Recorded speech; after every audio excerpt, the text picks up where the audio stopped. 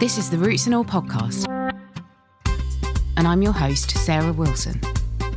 Join me as I talk about all aspects of gardening with some of the top horticulturists from around the world. Hello and welcome to Roots and All. This week I'm speaking to co-founder of Roots Allotments Ed Morrison. Along with Christian, Will and Josh, Ed set up Roots Allotments on a site in Bath as an alternative to traditional allotments with their long waiting lists, large and often difficult to manage plots, and they set up a low carbon footprint, no dig and wildlife friendly site where people could lease some space and join the grow your own food movement. I began by asking Ed how the idea for Roots Allotments came about. So we basically noticed that with council allotments, the waiting lists are really, really high. The state of the patch that you get is really awful.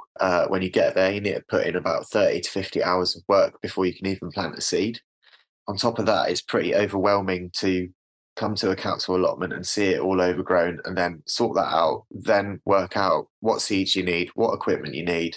We just really wanted to make the Roots Allotments experience like as easy as possible for people to get involved with growing, because it's such a healing activity to take part in, both for like your soul and the planet, and just to sort of start to cut down on your carbon emissions and get closer to the natural way of doing things. So we wanted to just basically flip the whole model on its head and go, how can we get people growing as quickly as possible? And that's the premise of Roots Allotments, essentially. Yeah. Lots and lots to unpack there that makes you different to conventional allotments. So I guess my first one is, you mentioned waiting lists. How are your sites different to traditional allotments in that sense? So we're looking to sort of identify cities with the largest waiting lists and open up there so we can start to ease the problem a little bit. We're not going to get rid of the waiting list because the appetite to grow is massive, but if we can provide a solution that we can scale up and sort of grow quicker than the council allotments, because we noticed that council allotments, they don't really open that many new ones. Like in Bath, for instance, they are opening a new one, but it is on top of ex-landfill site, so I'm not sure people would want to garden on it. The council have just been very, very slow to sort of help ease this problem, which is why waiting lists are just astronomical. So when I was basically talking to my friends in London, who are my business partners on this, and we really wanted to get an allotment in London. And in Lambeth, the waiting lists there are 25 years. It's so long to wait to get growing. That's 25 growing seasons you'll miss and never, ever get back again. Yeah, that's crazy, isn't it? Okay, so you've got how many sites at the moment? So we have a site in Bath, just outside the city centre, and we've just launched our Bristol site, which is over the Clifton Suspension Bridge in Abbotsleigh Woods. We're also in conversations with someone in Nottingham, Exeter, Reading, Slough. We're sort of spreading out the message and trying to have as many conversations with lots of different people who have access to land to help us get this set up in places where it's needed most. I think in Nottingham there's about a 7-year waiting list. Wow, it's crazy. And in terms of a business model, do you lease the land? Do you buy the land and then lease it out to people? So we get long-term leases, and then we have people come to us as members. So within their membership, they can either pay monthly or they can pay yearly, and they get bi-monthly seed packs. We do plug plant parties where we get everyone together under our TP and give away loads of plug plants. We provide people with online courses, so they have a bit of educational material to go from and get involved with. This year at our Bath site, I put on a really exciting sort of spread of guest speakers to come and do workshops with everyone on the site. So it's just like trying to really put sort of community at the heart of what we're doing. We found that with council allotment sites, they tend to be lacking a bit of community, and we just want to sort of use Roots as a platform to bring people together over the common ground of growing. So no matter where you're from, as long as we are like sort of nature lovers and we've got growing in common, I'm pretty sure we're all going to get on. And thinking about the cost, how does that compare to your traditional allotment site? Because I know you offer different sizes of patch, don't you, as well? Yeah, so our starter patch is $9.99 a month, and that is 3 meters by 4 meters. So you've got 12 meters squared to get going on. And we sort of wanted to make that because we want people to realize that for the same price as like a Spotify subscription or a Netflix subscription. They can be outside getting the key skills to be able to grow their own food whilst also enjoying the benefits of being outside and sort of immersed in nature. So it felt like a bit of a no-brainer to make a small patch size just to get people involved in the growing movement, because council allotments, they tend to be really, really big in some places, and it's just a total overwhelming experience when you get there. You don't want to be dealing with the overgrownness and then working out the logistics of how you grow there. So with our starter patch, you can just sort of turn up on the day. I'll show you how to plant some seeds. If we've got some onion sets or some potatoes, we'll also put those in. And I'll give people a bit of an intro to growing there in person whilst I'm welcoming them to community. So it's like a real immersive experience for someone, and you just don't get that anywhere else. No. Traditional allotments, obviously, you go on your waiting list, you get the allotment, and then you have it for, I guess, until you either get kicked off it or you relinquish it. So how does that work on your sites? Can people just keep their patch indefinitely until such times as they don't need it anymore? Yeah, so people can stay for as long as they like. We do have a 50% cultivation sort of rule. I think a lot of council allotments are around 70%. We just wanted to make it not as hard a barrier to entry, because we're totally understanding that when allotments were set up, people lived very different lives to how they live now. And we have less time on our hands now to sort of put into that hobby or that passion. So we wanted to make it accessible to people. So if something does happen in your life, then you can dip out for a few weeks and then come back to it and sort of not feel this overwhelming pressure that you're going to get booted off. And talking about what you can grow on it, again, on a normal allotment, it would be probably restrictions on the type of thing that you could grow on it. Have you put any of those restrictions in place, or is it, fairly open? That's a really interesting question. So when we did some research at the start of this, I found some like 1908 allotment laws that were made. They push people towards only sowing and planting vegetables and fruit. Back then, our knowledge, we obviously didn't appreciate how essential pollinators were to the whole process of growing. So on our Roots Allotment sites, we allow people to grow flowers. We want people to sort of have a very much like a biodiverse approach when it comes to growing on their patch, regardless of what size it is. We want people to have things that they can eat. We want people to have things that pollinators can enjoy. So we're not going to restrict what people can grow on our site, no. Interesting. And how do you feel about kind of herbicides and pesticides? Have you made any restrictions around those? We've got three rules at Roots Allotments, and it's like the first rule is no dig, for obvious reasons that I'm sure you went into with Charles. The second rule is no chemicals. There's a lot of research that is out there at the moment that is basically saying that chemical fertilizers, herbicides, pesticides, they absolutely destroy health above and below the ground. So it didn't make sense for us to allow those at all. So we are a no chemical site.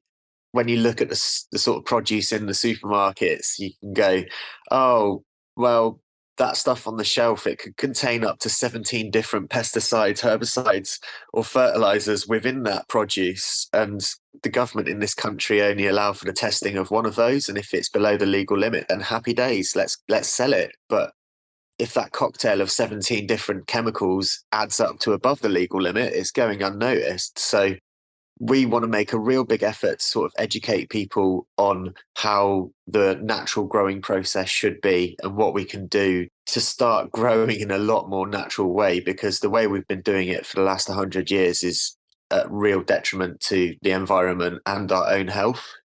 Yeah, and you are quite right. Obviously, people can go back, kind of understand more about the principles of it. But in terms of actually handing over a patch, do you prep it for somebody so that it's ready to go? Or do you say to them, this is how to prep a patch according to no dig principles, and let them do it? We prep all the patches for everyone before they arrive. When we took over our Bath site, it was a sort of monoculture of wheat, and we took it over on the 7th of March. We built 180 no-dig beds by the 23rd. Then we did a soft launch. and then we built the rest on the site. So it was a lot of work that we had to put in to get it ready, but we felt like it's like sort of a core part of what we stand for, and we wanted to make sure that people were arriving on their welcome slots and ready to get go straight away. And I've done a couple of instructional videos on how to make a no dig bed, so if someone absolutely loved the experience at Roots, they could do a mini one at home and start experimenting closer to where they live. But yeah, no, everything is ready for you when you turn up. You get a welcome pack full of seeds, you get your own trowel and access to our members area. So yeah, I just really wanted to take the legwork out of setting up an allotment and get people into growing as quickly as possible, because I think this is sort of ancestral knowledge that we're starting to lose and we're starting to grow really far apart from, and it's absolutely essential for the future of our species for us to all understand where our food comes from. You're right. I mean, I'm just thinking, I went to look at an allotment site for somebody the other day who I work with through a charity that I work at, and he's got this patch and it looks like somebody's basically come in and nicked all the topsoil off his plot. It's dry, it's cracked, it's impoverished, it looks just awful, it's smothered in weeds. He's not that mobile, and the sheer enormity of the task facing him, he's cracking on, we're going to help him, but it's a big job for anybody to undertake. So, that is so revolutionary what you're doing in terms of giving people a plot and saying, here you go, crack on with that. This is how easy it can be. So just thinking about the no dig prep, what are you actually using for your mulch? Because presumably you're needing quite a bit of it. Basically what we've got council green waste that has been aged for about 20 weeks, and then we also get a load of 4-year-old well-rotted cow manure down from the local farm, which is Newton Farm Shop. Then we basically mix that and advise our customers to spread that on their beds, so we get their prep bed ready for them, which suppresses the weeds underneath it, and then we add in the broken down cow manure matter to help increase the sort of microbial activity within the bed. Because with all composts out there, or mulches, however you define it, there's not a huge amount of life in them because they've been heated to such a degree that everything has been virtually destroyed. So it's how do we sort of start to give it little bits of care packages to turn it into something that is really viable. And then moving forward, I'm assuming you're going to be encouraging people to compost themselves, and which kind of leads me on to ask the question, what facilities have people got on site? The places they can store tools, is there water, that kind of thing? To start off with composting, we have little compost bays, and we've also run workshops across the summer where we've shown people how to make little composters on their own beds so they can start sort of creating a good microbial environment on their patch directly. They can make their own compost tea out of it and then eventually spread it over their beds. That's just using sort of a quick bin compost method with just a wire mesh tied in a circle, and then you just chuck it in there and let it build up over time. The communal compost bins, we did go with sort of 3-bay pallet systems, but I'm going to switch those all to the big circular wire systems because it took me about 3.5 hours to take one down and reconstruct it the other day. And I just thought, wow, this is quite a lot of time spending deconstructing compost bins when I could just literally undo a wire circle, take the wire mesh off and move it to the left of it. So, I mean, this is the thing, like no one's done what we're doing before. So there's a lot of learnings to take out of our first season and work out how we can run it as a business, but also as something that just works really well and gives back to the community. Definitely. Then I think on tools, we've got a communal tool shed. Basically, I mean, like if you get a council allotment, you're going to have to invest in a shed, then you're going to have to invest in all the tools. That's probably going to cost about, I don't know, 300 to 400 quid. And it's still not going to be very secure. So we wanted to give people access to all the tools we need. So we've got watering cans, got 10 litres, 6.5 litres if you can't take the 10-litre ones. We've got hose, we've got rakes, we've got weeding trucks, wheelbarrows.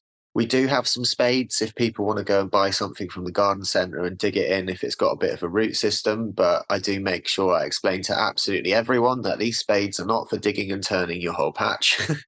We've also got a sharing shelf within our tool shed where, if people have got spare seeds or spare pots, they can share that and just leave it. And community members know that's something that they can take from.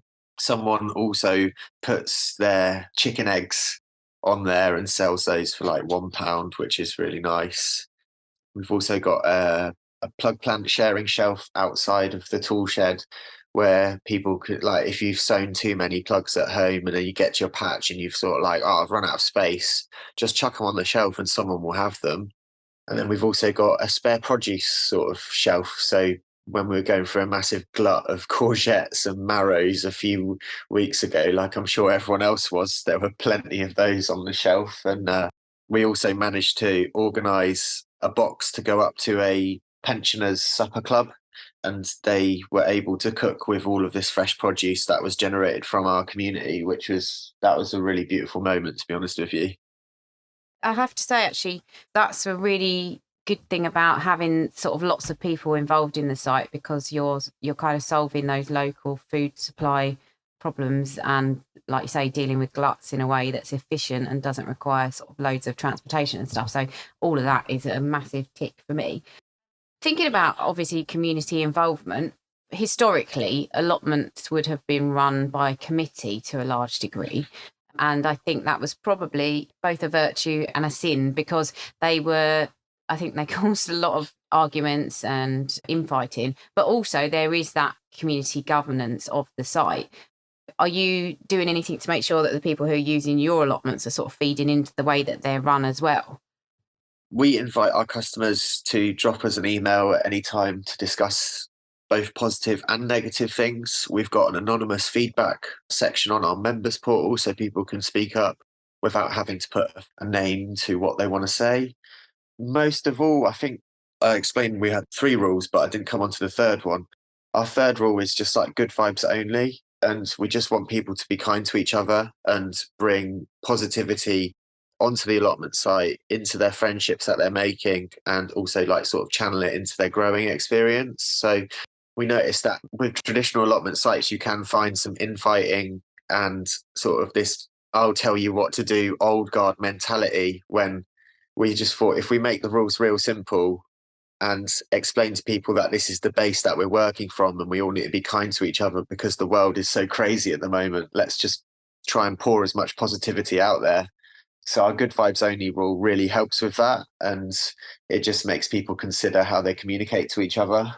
Yeah, that's a really good idea, because there can be tensions. Everyone's cheek by jowl and maybe got a different way of doing things. But you might find, I suppose, that what I found is slightly easier to convert newer gardeners and people without any experience to no dig methods and to organic growing and no kill growing and all the rest of it, because they don't have preconceived ideas of how to do horticulture. I think sometimes it's people with the ingrained ideas and kind of received knowledge that's been passed down through generations who do find it more difficult to challenge kind of way they do things or reevaluate the way they do things. So hopefully everyone's coming with a fresh approach and a desire to learn. So hopefully that works out really well. But it was interesting as well. I did judge an Allotment Society produce show a couple of weeks back. And also by complete accident, I've ended up being the chairman of my local horticultural society just because nobody else wanted to do it.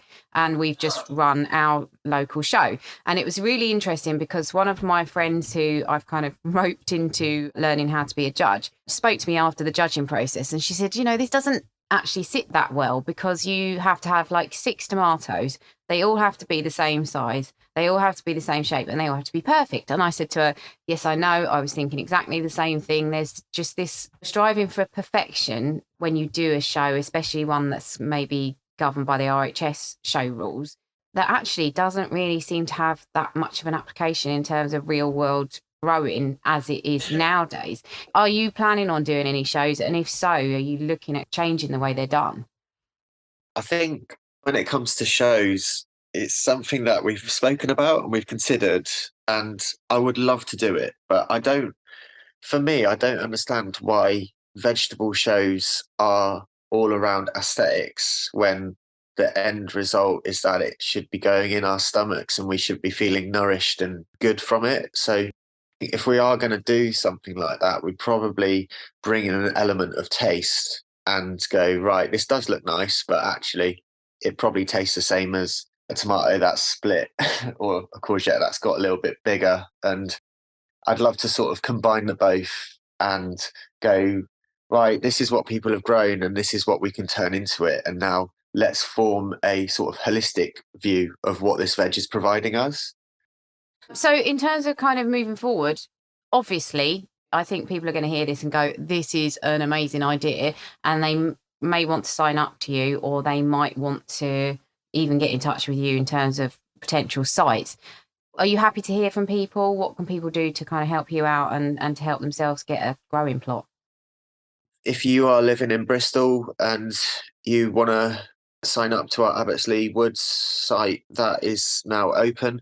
If you're living across the country, then please just visit our website. It's www.rootsallotments.com, and you'll be able to sign up to our, basically, it's like a waiting list sort of newsletter where we'll let you know where we're opening and when we're opening, and then you'll sort of stay informed about what our activity is in your local area.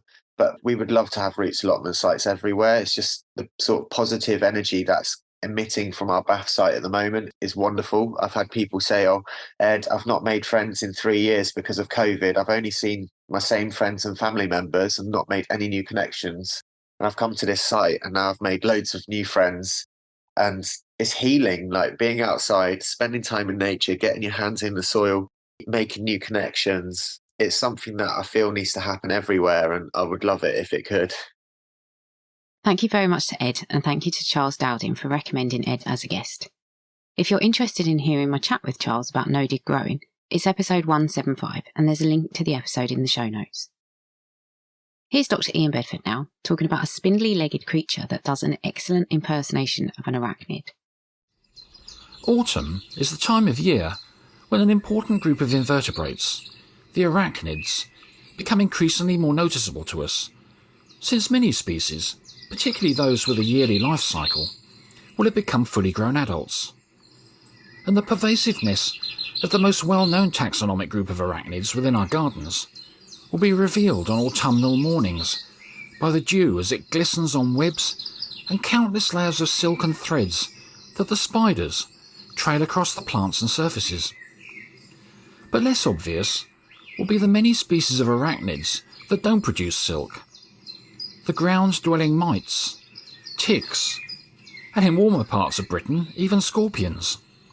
But also an order of arachnids called the opilions, which are more commonly known to us as the harvestmen. Harvestmen, of which there's around 25 species in Britain, are relatively common, and although they can be seen throughout the year in a variety of habitats, they're most likely to be found during autumn and around harvest time. But without close inspection, harvestmen could easily be mistaken for cellar spiders, the daddy long-legged spiders that we often find lurking in dark corners or behind the furniture within our homes. Since just like the cellar spiders, most harvestmen have 8 long spindly legs and a small round body. But unlike the spiders, they don't have a waist, they don't produce webs, and they're not venomous. They do, however, have 2 eyes on a raised structure on their backs, and 2 large fangs that protrude from their heads, and hooks at the end of their legs that they use to catch their prey, which includes a wide variety of other invertebrates, including spiders, slugs, and even small snails. They also have an effective defence strategy, for which they readily shed a few legs if caught by a predator, and then secrete a foul-smelling liquid to deter them from being eaten. So the harvestmen are quite a unique and interesting group of invertebrates that often go unnoticed within our gardens, but are well worth keeping an eye open for. You can download or listen to the podcast direct from the website rootsandall.co.uk. Please also check out my Patreon, where you can make a one-off donation or take out a monthly subscription to help support the podcast. Because if you enjoy the show, please help it continue. I also have a GoFundMe where you can make a one-off donation. Even a one-off donation of £1 helps, and I'll be really grateful for your support. So please go to Patreon or GoFundMe and search for Roots and All Podcast.